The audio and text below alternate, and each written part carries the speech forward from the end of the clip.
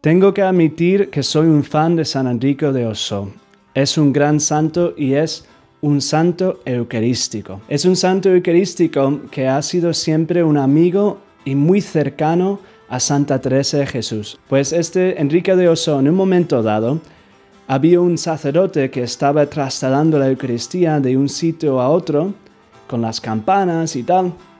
En ese momento tenía unas ganas locas de correr con Jesús. De hecho, uno de sus amigos corrieron para acompañar a Jesús sacramentado.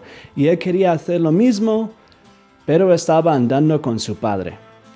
De tal forma que corrió a sus amigos, que estaban también en plan de correr hacia la Eucaristía, les sacó dinero del bolsillo y lo ofreció diciendo: mira, te pago esto para que acompañes a mi padre, para no dejarle solo.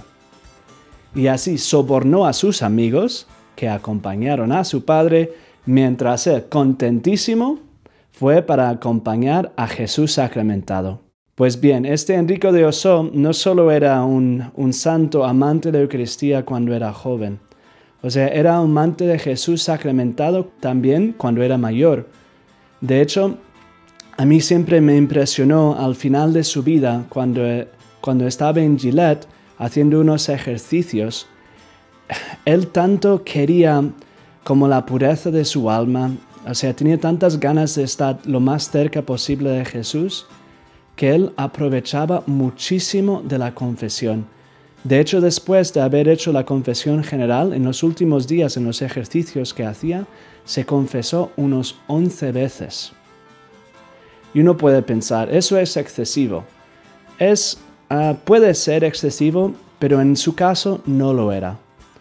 De hecho, él era considerado tan santo por los franciscanos que estaban ahí, que no solo recordaba en su memoria y hacían una capilla en su honor, que hasta recogían la madera que salió de su lápiz al afilarlo. O sea, le tenían tanto devoción que guardaron esas cosas y sus pelos y ese tipo de cosas que encontraron porque le tenían tanta devoción. Pues le tenían tanta devoción porque veía cómo bebía la Eucaristía y cómo tenía ganas de purificarse para estar cerca de Jesús. Ojalá que nosotros aprendamos de estos santos, de tener ganas de tener esa pureza, esa limpieza de conciencia delante de Jesús, puros como el cristal.